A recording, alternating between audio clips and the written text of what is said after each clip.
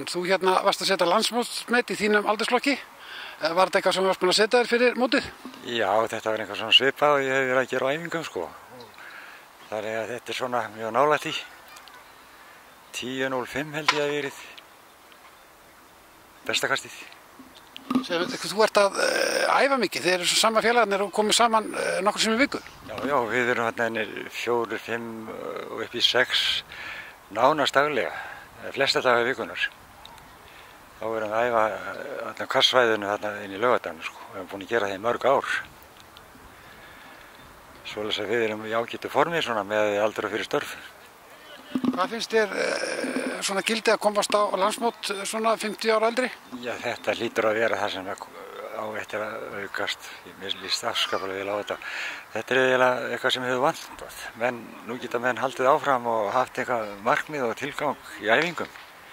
Svona mót það bara hvetur fólk til að fara að hreyfa sig.